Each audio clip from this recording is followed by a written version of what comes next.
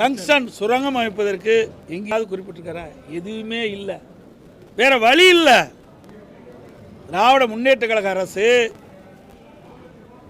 இதில் அலட்சியமாக இருந்தால் இன்னைக்கு டங்ஸ்டன் சுரங்கம் அமைப்பதற்கு மத்திய அரசு நடவடிக்கை எடுத்திருக்கு. அதை மறைப்பதற்கு எங்க மேல் குற்றம் சொல்லி தப்பிக்க பார்க்குறாங்க.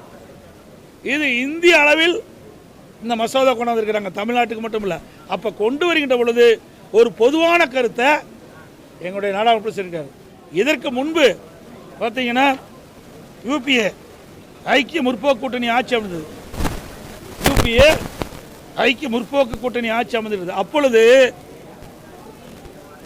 அவர்களுக்கு யார் வேண்டிப்பட்டவர்களோ அவர்களுக்கு இந்த கனிம சுரங்கத்தை கொடுத்தாங்க. அப்போ அரசாங்கத்துக்கு வருகின்ற வருவாயெல்லாம் போயிட்டுது, பெரிய ஊழல் நடந்தது. அதற்கு பிறகாக என்டிஏ அரசாங்கம் வந்த பிறகு அதை மாற்றி ஏல முறையில் கொண்டாந்தாங்க. ஏல முறையில் கொண்டு வருகின்ற பொழுது யார் வேணாலும் ஏலத்தில் கலந்து கொள்ளலாம். யார் அதிகமாக ஏலத்தில் எடுக்கிறாங்களோ அவர்களுக்கு தான் அந்த உரிமை வழங்கப்படும். அப்போது அந்த வருவாய் அரசாங்கத்துக்கு வருது. இதை வரவேற்று பேசியதில் என்ன தவறு?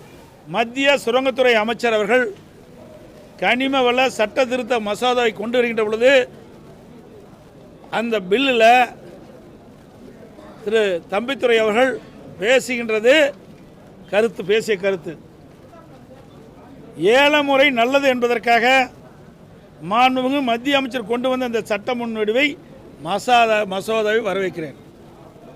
இதில் பல நல்ல அம்சங்கள் உள்ளன. ஏல முறையில் எந்த விதமான முறைகேடுகள் நடைபெறுவதற்கும் வாய்ப்புகள் இல்லை என்பதால் நாங்கள் ஏல முறையின் குத்தகை உரிமை வழங்குவதற்கான சிறந்த முறை, ஆதலால் அதை நாங்கள் வரவேற்கணும் தான் சொல்கிறார். வேறு எதுவுமே சொல்லலை. அதுக்கு பிறகு நிறைய பேசுகிறார். இதற்கு முன் வழங்கப்பட்ட நிலக்கரி சுரங்கங்களில் முறைகேடு நடைபெற்றுள்ளன. இதெல்லாம் திரு தம்பித்துரை அவர்கள் அவையில் பேசினது.